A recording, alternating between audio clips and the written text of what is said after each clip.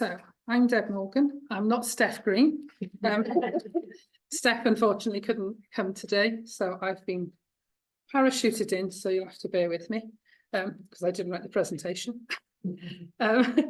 So ENRICH is a network of research-ready care homes across Wales. And we support care homes and researchers who want to develop and deliver research in the care home community. And the reason we do this is care homes and the care home community are the least likely population to actually take part in research. But obviously they're huge beneficiaries of research, whether that's clinical research or other types of social research. So we were set up in 2018 and we're part of a national network. So there's an ENRICH network in England, there's an ENRICH network in Scotland. There isn't currently one in Northern Ireland, although there is an appetite for a network. So we currently have 40 care homes which are research ready around Wales, and you can see some of them are there on the map. We've got a bit of a gap in Powys, which we're currently trying to address. And what it means, we've got about 2,000 older people who are resident in those care homes. And we only cover care homes specifically for older adults. And obviously we're keen to increase that number, but one of our aims is to have really meaningful contact and communication with care homes. It's not just about having numbers, we want our interactions with them to be really meaningful. So like I said, more care homes are always welcome. That's not necessarily numbers are not necessarily a thing. So we're a small team. So there's myself, there's Steph, who should have been here today, and Leanne, our facilitator. So Steph is the Research Development Coordinator, and I'll talk about some of the work that Steph's been doing shortly with some of the care home groups. And Leanne is really the face of ENRICH because she goes out and visits all the care homes in the network and knocks the doors of ones that are not in their network and encourages them to come and take part. Currently we're co-hosted by CADR and Healthcare Research Wales, but obviously with CADR's closure, we will be solely funded by Healthcare Research Wales through Welsh Government. And we've just been confirmed, we've been given another 2 years funding to carry on the work. When I say we work with care homes, we used to initially only focus on care home managers, but since the last funding round 2 years ago, we've broadened that out because we think it's important to involve the whole care home community. So that's the managers, the staff, the residents, and as well the resident families, because they also have a say and might want to be involved in research. And it's not just about us presenting research from researchers and saying, do you want to take part in these studies? We're actually encouraging the care homes to take part into their own research. We often find we talk a different language, so we've been trying to address some of that, and I'll talk a little bit about that shortly. So in Wales, as you can see, there are about over 20,000 older people in care homes in Wales, and there are over 1,000 care homes, specifically for older adults. And as I said, they're really underserved in terms of research, and that's something that we're trying to address. So we have, like I said, several aims. We facilitate the delivery of research. So researchers come to us and say, got this great project idea. Can we have access to those networks, care homes? Because what we know from the research evidence is if a care home is research ready, they're more likely to become and participate in research. And it's easier to get residents and staff to sign up. But as I said, we're also trying to get them to develop their own research.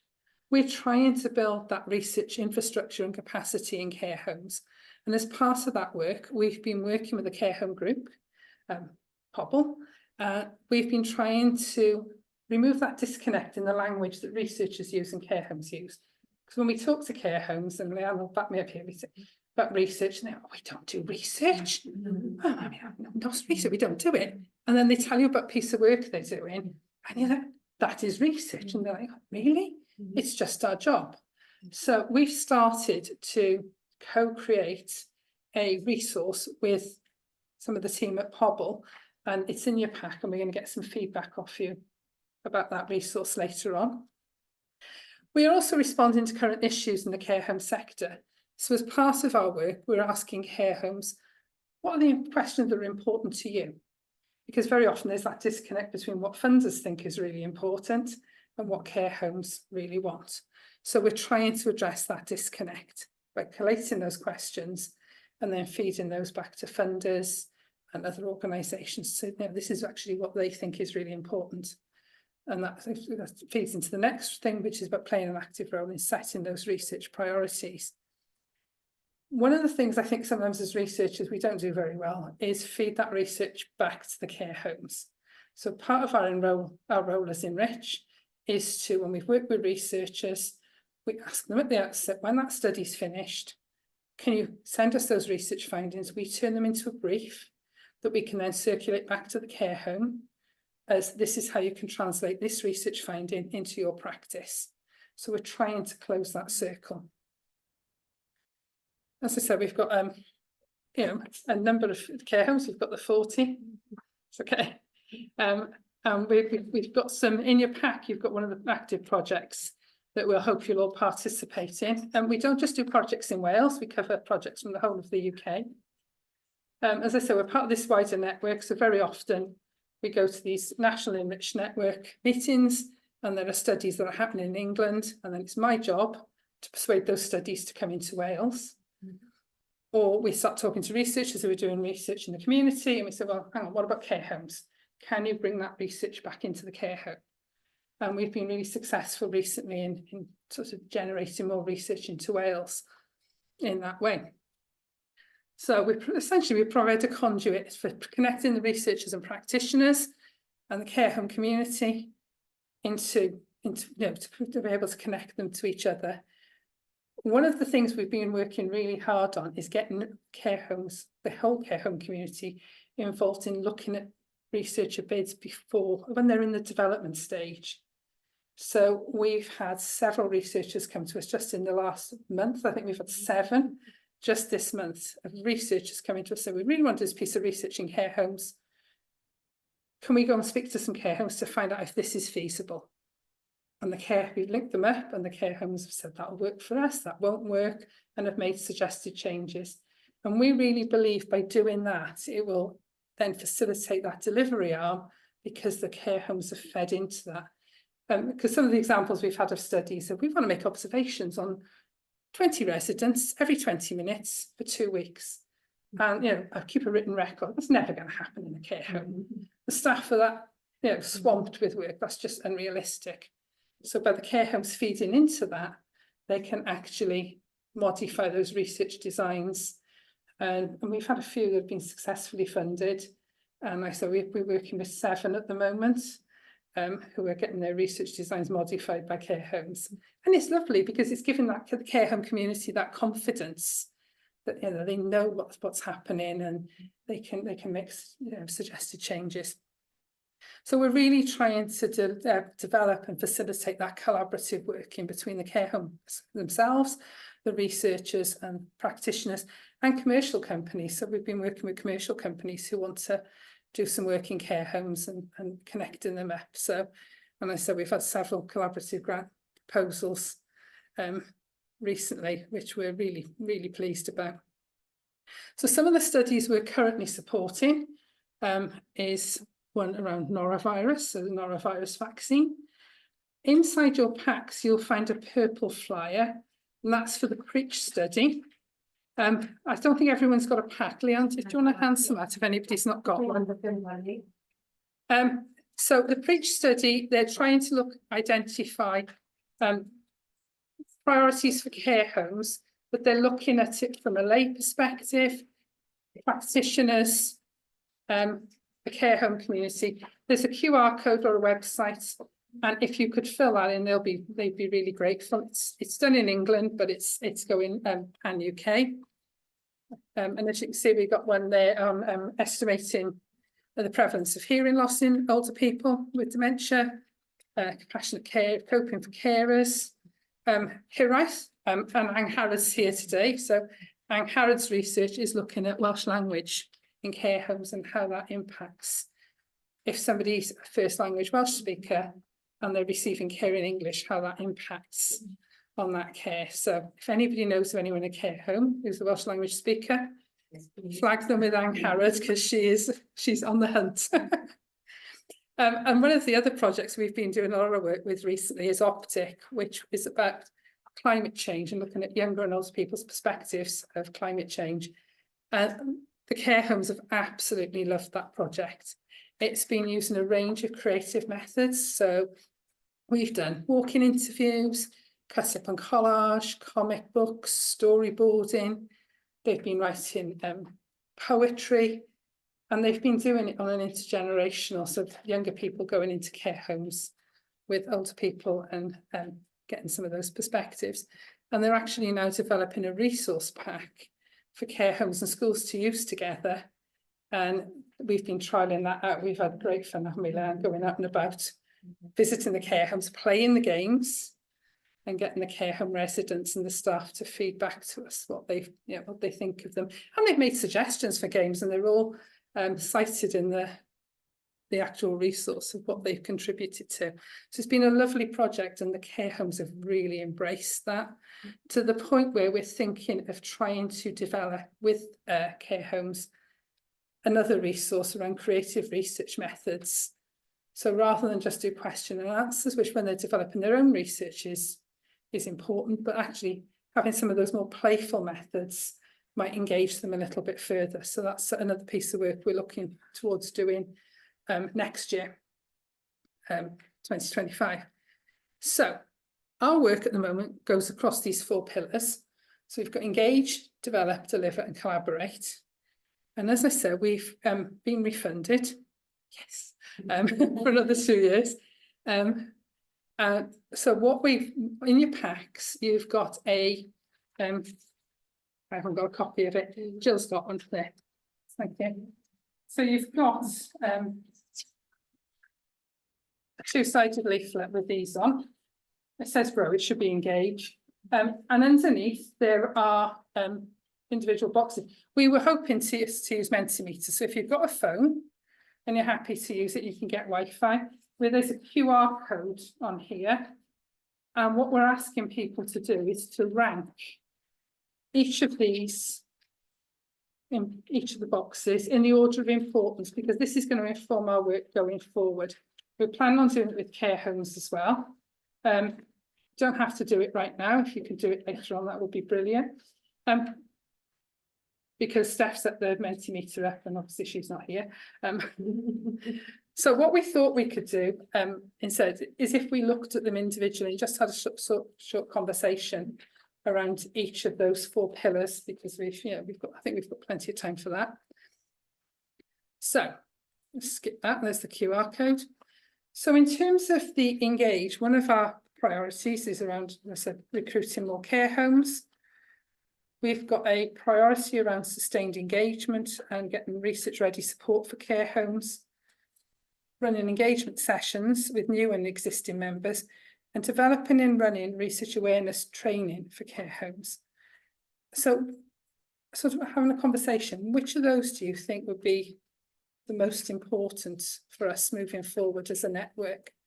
Has anybody got any thoughts, or is there anything missing that you think should be engage in terms of engaging the care homes that we're actually missing? The one at the bottom I would have put at the top, because I was just thinking about care homes that I know. How do you put them in? And one of the things I saw it just glancing through is they can have accreditation. Yeah. So something that sort of is immediately tangible, that perhaps paid carers and or managers could link into, might draw them in. Yeah, I mean, we started to do some of that. You don't already do. Yeah, we started to do some of that, but are we thinking moving forward whether that should be, because these are not in any particular order, no, whether that should move further up in terms of our priorities and really focus on getting that research awareness? Like Sarah, I think I would prioritise that if there was one to prioritise that. Yeah. You mentioned on your first slide about researching care homes being underserved. And of course, some of that is because care homes have been traditionally sceptical or wary of research and what that might involve and what it might actually reveal. So I think there's a lot of work still to be done within the sector so that they can have confidence to be engaged with research, and that that awareness and training is essential to that. Carol? I was thinking something about engaging researchers too, because it's a scary area for researchers to go into care homes, or whether you could run something, I don't know, for researchers, I don't know quite how you do that, but. Well, funnily enough, now you've said that, we're currently promoting an event we've got on December the 5th at the Swansea University's Arwen Institute. We're trying to make it hybrid if there are enough people that want to come. What we're doing there is we're bringing researchers together and care homes. They can both be in the same room. And we've got a fantastic colleague from Manchester University coming down, Laura Brown, who's done a lovely piece of work looking at getting researchers into care homes. And from a care home perspective, how do we engage care home staff and residents in research? So she's coming along, she's going to do a short presentation on her piece of work, and then we're going to work in groups with care homes and the researchers, and they're going to co-design 2 resources together, one for the care homes and one for the researchers, but they're going to co-design it together. So there's flyers there if you want to come, it's free, and we're providing coffee and cake. So yeah, at the back, I can see a second. Yeah, I just want to on the point from Diane, that I think really important of raising the awareness training and trying to dispel maybe some of the myths and fear around research. It's all a bit scary, it's for academia and it's not for me in a care home, but also attached to that, it's so strapped in terms of resource and finances. It's that could be a barrier. Yeah, I think it's too expensive and not possibly, you know, release capacity in terms of staff or budget. yeah. So that discussion as well. Yeah. To try and extend your. I'll come to you shortly. I suppose I was going to say the same sort of thing, and kind of the idea of putting it in more of a positive view to the care homes, of engaging in the idea of like some accreditation or some sort of, I don't know how you do it, that, and that whole idea of like, we can't really staff to do this, we can't do X, Yeah. Y, Z. This was like needs to really high on the list of why they can't engage in communities and why they can Yeah. instead of. I'm wondering about the definition of care home. Does it include extra care? Yeah, well, Yeah. we have some extra care because sometimes they've got 2 on the same site, haven't they? They've got like a care home and an extra care. Yeah. So we embrace all comers essentially. The work we've been doing with Pobble, it was really interesting because Steph has been leading that work. And when they first went in, we've been working in collaboration with Social Care Wales to do that. So they've had somebody from Social Care Wales coming along. And actually she was one of our PhD students one before she completed, so we know her very well. And they came along to Pobble, and it was very much a baby steps process. So starting to talk to them about what research was, and they were like, it's not for us, we don't think we do any, as I said.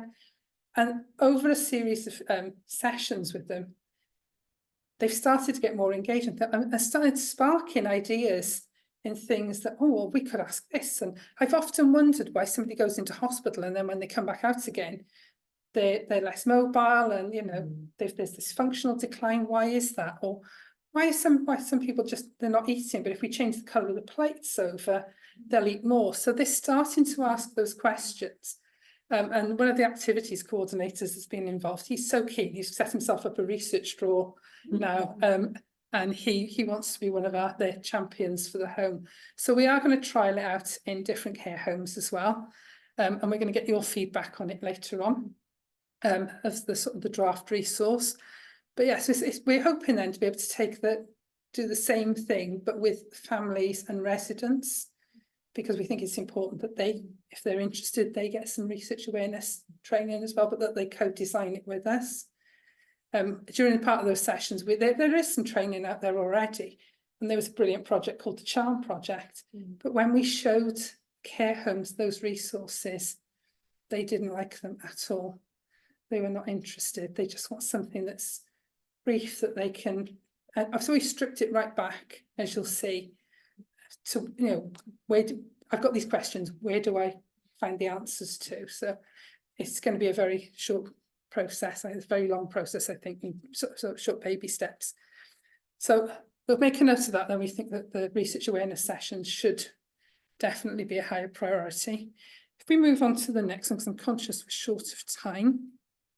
This is sort of our develop arm. So this is about care homes developing their own research, but also developing research with researchers.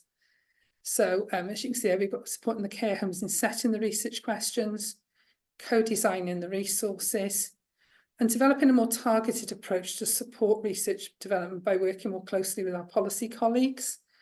Are there any of those you think should be, as I said, they're not in any particular order, but anything you think should be further up that we should place as sort of a higher in the ranking? Or again, if there's anything missing. Interesting to support care homes in as encouraging for them to get involved. Yeah. I don't want to move it up. I like that the bottom one is at the bottom, because I think you wouldn't want research just to be politically driven, because you just might be missing stuff. So I think it's right that it's at the bottom. Yeah. Yeah, I think as I said, there's very often a disconnect between what's fundamental. One of the complaints we had during COVID was there was too much clinical research happening, and care homes felt that their residents were being used as guinea pigs to test out various vaccines or whatever. So we've been trying to get a broader portfolio of work that they can get engaged in. As I said, the creative stuff they're absolutely loving. We can't get enough care homes signed up for that. They all want to do that one. Is there a way of, when you do get a care home hooked into what you want them to do, is there a way of then being able to sort of other care homes to hook them in? Like instead of you going in, is another manager speaking to another manager? Yeah, so we try to do that, don't we, Liam? We've had managers from one care home link us to another care home. I think from my perspective, it's really handy to go into the care home myself. The referral from manager to manager is brilliant, but I think you can't beat that sort of in-person approach. Yeah, I mean, there's one care home group we've been chasing for 2 years. And we've like been determined to, we've got some of their care homes, but we want all of their care homes in the group. So Yes, so the support care homes in setting research questions, brilliant in theory. How do you plan to do that in practice? So as we've been going in, they've been saying, well, we've got an interest in this. And then we go back and see if there's been something done on that. If it's not, we feed it back to them. And then we've started collating a list of the questions that are of interest to them. And then obviously having conversations with funders, with people like Social Care Wales. One of the things we're keen to do is to develop one of those questions into a PhD studentship in the next 12 months. We're waiting to hear whether we've been refunded. But if we could take some of those questions and develop them into PhD or even MSc research, to start them so they can see that we're listening. We're very much trying to build it from the bottom up. So it's, I think sometimes it can be too top down. We run very differently in Wales than they do in England and Scotland because we do more co-production. I also like the moving towards getting the voice of people who lack capacity, because that's such a tricky, Yeah. You know, and generally it's kind of, you're doing an ethics application, you say, we exclude. Yeah. You know, so I really like that. Yeah. I think as well, added to people who haven't got capacity is designing resources that are reflective of diversity. Yeah. So, you know, language and culture, etc. Yeah. Have those tools ready to be able to engage with all residents. Yeah, yeah. I think if we didn't, I think Angharad would be on my back. So if we move on to the next one, which is around deliver. So one of the problems we have in Wales with delivery, in the NHS, there's a delivery arm for delivering clinical research. In Wales, there's a lack of social care delivery workforce, which we're trying to rectify. Welsh Government want us to have that sort of balanced portfolio, which we should have. So we should have sort of what they call portfolio studies and non-portfolio studies.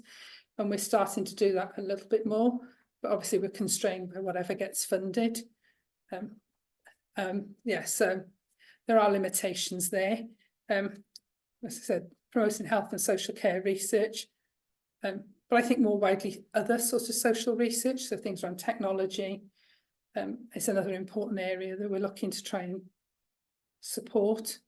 And developing routine mechanisms to review the study pipelines across the UK. So at the moment, it's on a very ad hoc basis, going to these sort of enriched networks and picking studies up. And a lot of it is me trawling through social media and contacting studies in other parts of the country and saying, can you bring that into Wales? And we've brought a few in that way, but as you can imagine, it's quite time consuming. Crikey, that's really been 45 minutes. Oh, thank God. I was like, oh my Lord, this morning's going fast. So yeah, is there anything there we're missing or anything you think we should place higher up the ranking on the delivery arm? Yeah. One thing's just like, I guess the care homes, it's, so I've worked with like young carers, and something that came up was when they put a loved one in their care home, it was brought up that one day they brought out cookies, right? And it was like a nice thing, but then they went, I wish they didn't spend as much time on cookies and they cared for my person better. So it's this kind of, how do you ensure the perception of the family? Yeah. So it's how do you involve the family in this and actually say that them focused on a research aspect might make them more attentive in their care. Yeah. Or, you know, how do you communicate with the family so it's not, we're now doing another thing that might distract from service. Yeah.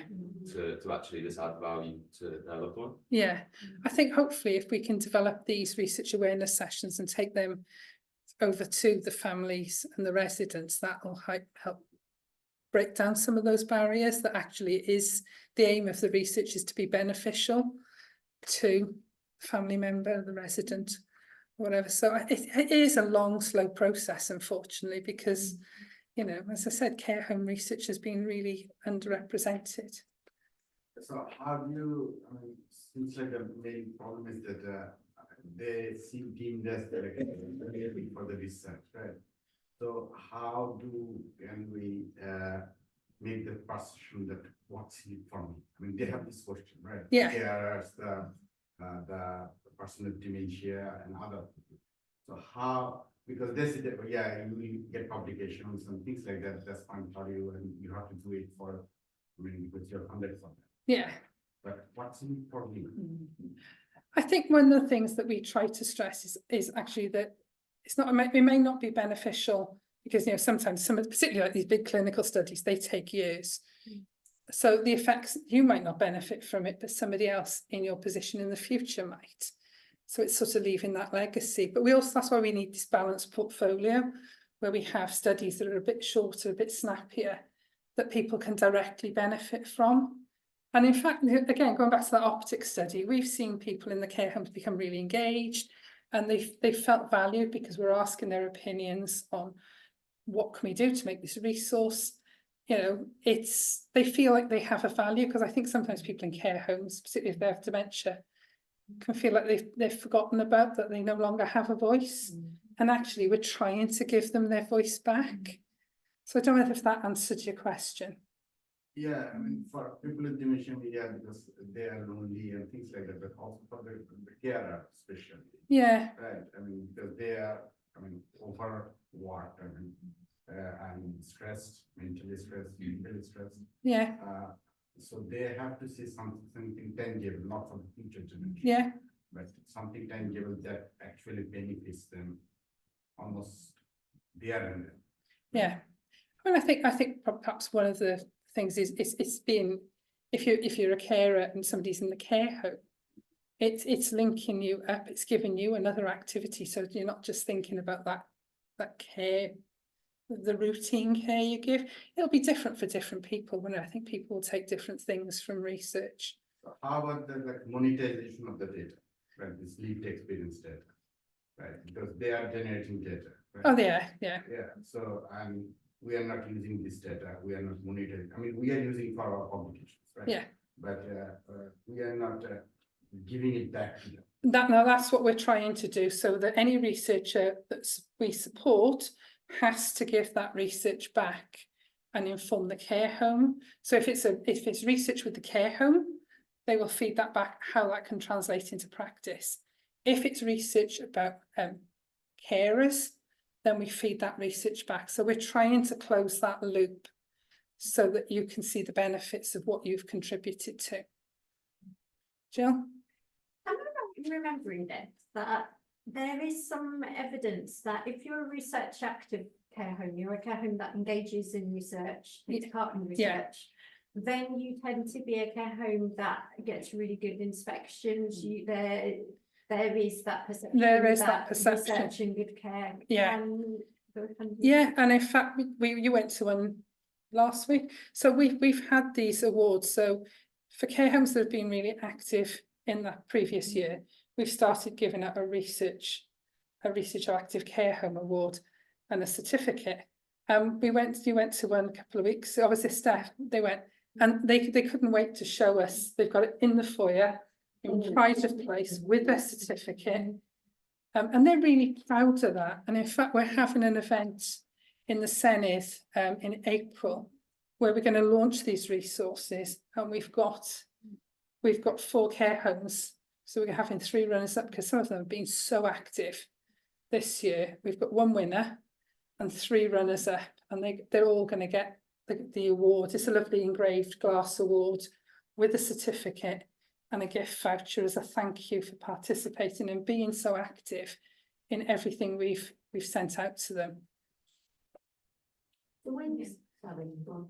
I was just going to say, when you say about the inspections, what inspections are you talking about? We've got also care quality. So there is something, so there's something else that they get out of it, not just your award. They get no, they can get they get and the carers themselves, if they attend like the research awareness sessions that they've been attending, that can go towards their continuing professional development, because they've got to have something like they can everyone's getting something from it.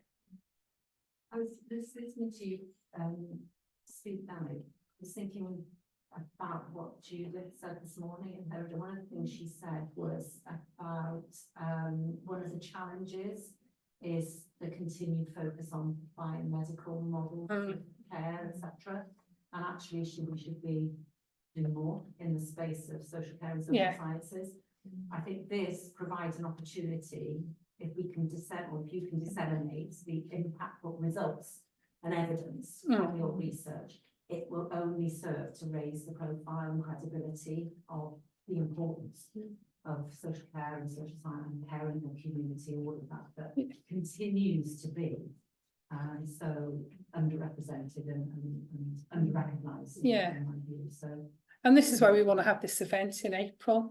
Because we want to be very care home focused. We're going to invite the care homes along. The ones in the network, obviously the winners, but make it a celebration of the work they do. Because as you said, they're not recognised, and they do some amazing work. They really do, and they're not valued enough for the work they do. So that's something we are trying to sort of rectify. Are you supported by social care reps? Are they involved? We collaborate. So as you can see here, we've got this sort of collaborative arm. So we work with Jill, with Deep, we work with Diane, we work with Social Care Wales. So we're very much into. We've had joint meetings, and so we link into the wider ENRICH network. We've been trying to set up a Devolved Nations ENRICH group with Scotland as well. So just sort of sharing some of that best practice, what they're doing. They really value what we're doing in terms of the co-production side of it, because we've got different funding models. They've all got different ways of doing things, but they're really keen to learn from us in terms of that co-production with care homes. I don't think we've got that long left now, have we? You know? 8 minutes. So let me go on to this research awareness. So in your pack, I just hold that up, Jill. You've got one of these. What we will ask though is if you could leave it behind afterwards, because this is very much a draft. And this is what we've been developing with one of the care home groups, Hobble. And what we'd like, if possible, if you could have a quick scan of it and see, and just give us some feedback on the use of language, on the content and the format. One of the things we've asked the care homes, they don't want it as e-learning. They said they have enough e-learning modules and they don't want any more, because actually they just click through them and don't really, and that's in their own words. I mean, I know, don't tell Swansea University that, but when they give us e-learning modules, I just click through and answer the questions. So, yeah. I know, I don't care. But I think it's standard practice that most of us just click through them. So if you can have a look at those, as I said, it's a draft copy, and any comments. I mean, feel free to speak if there's anything you think we should be changing. Oh, sorry, there's some up there.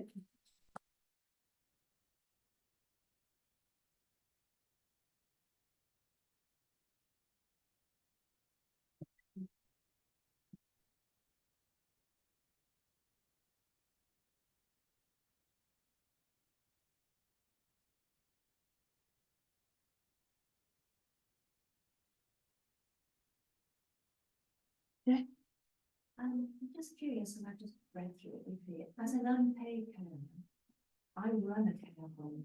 for young person. Yeah. And I am trained in a biopsychosocial model as a master's in health psychology.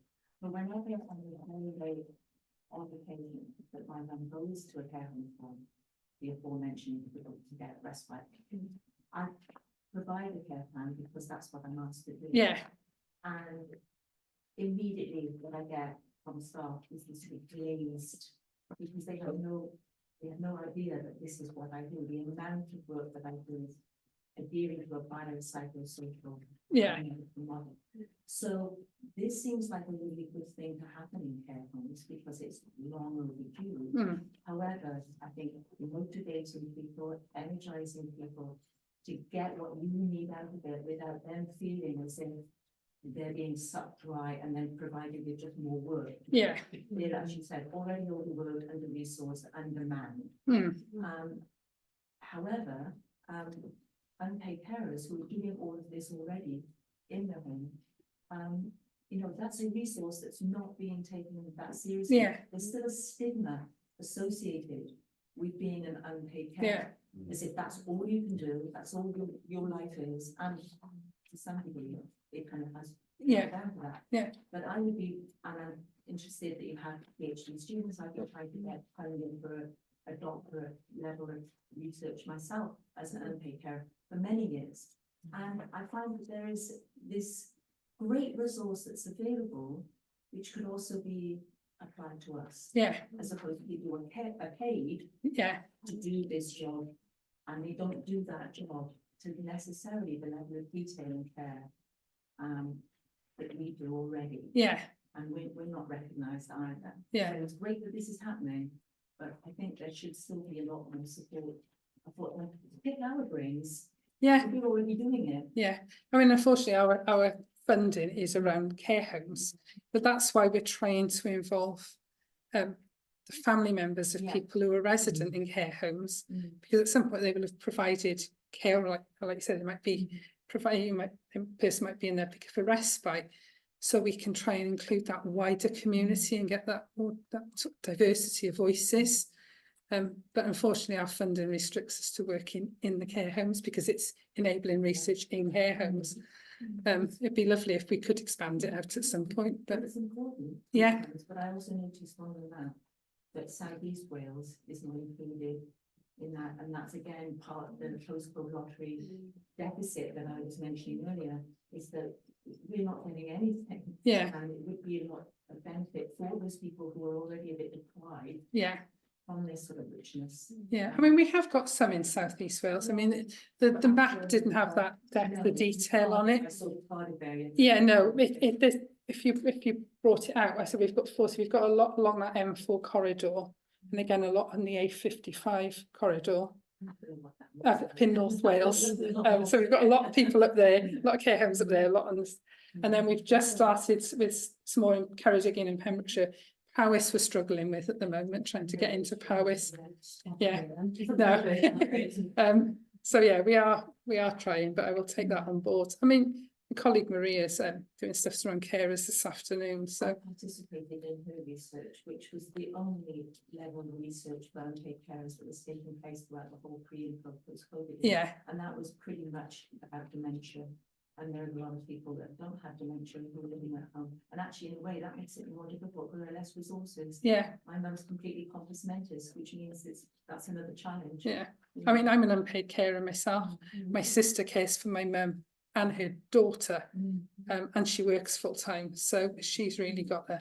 So I understand it from that. Yeah, I understand it from both perspectives. I think in terms of the language use, you describe the research as an extra tool in your toolbox. I think you would have it as an essential tool in your toolbox, particularly given limited resources and peak time constraints. People don't want an extra tool. Yeah. They want something that's essential. Okay. And mainstream to their work. Yeah. Not something that's seen as another option or another. Yeah, another thing.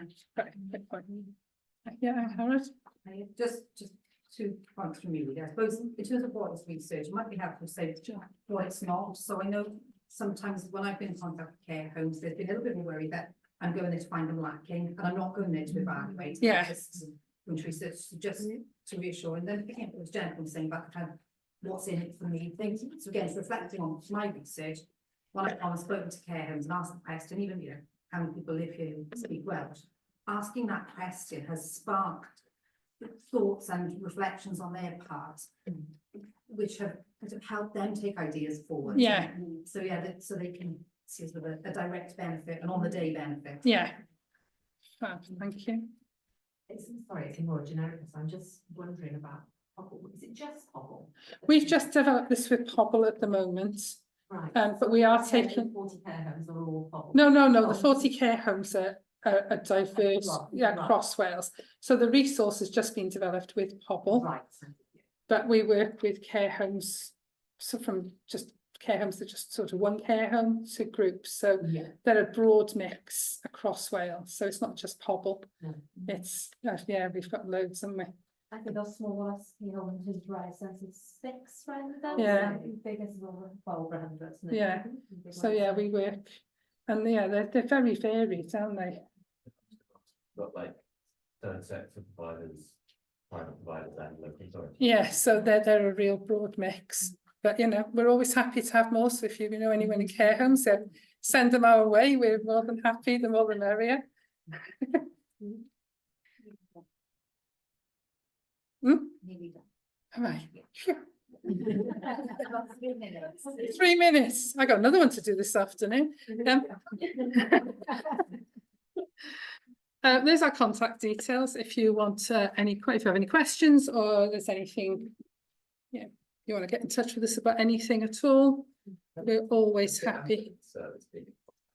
We have been in contact with the ambulance service. They want to do stuff around co-production with people living with dementia. They approach Cardiff Council and do some stuff around care. Okay, so yeah, I mean, we've been in touch with Health. So yeah, send them our way. We're happy to have that conversation. I can give you a card after in a minute if you want. I've got a business card and then you can, yeah. So, Can I just do a little of course you can. going back to your session, there was a lot of conversation earlier around carers needs and carers settings and unpaid carers, etc.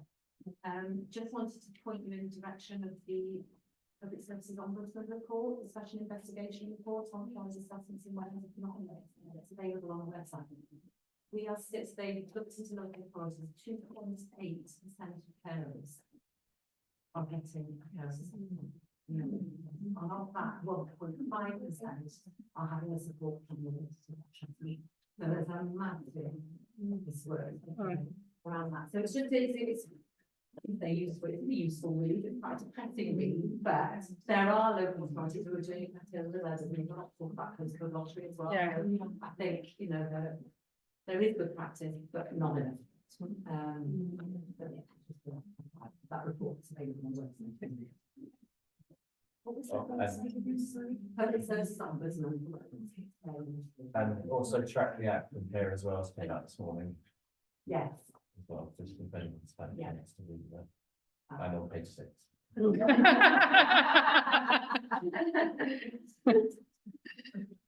Well, thank you all for coming and listening. And like I said, you know where ENRICH Cymru is if you want us.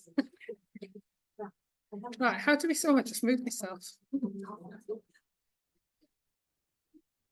Oh my God, I'm warm. Yeah.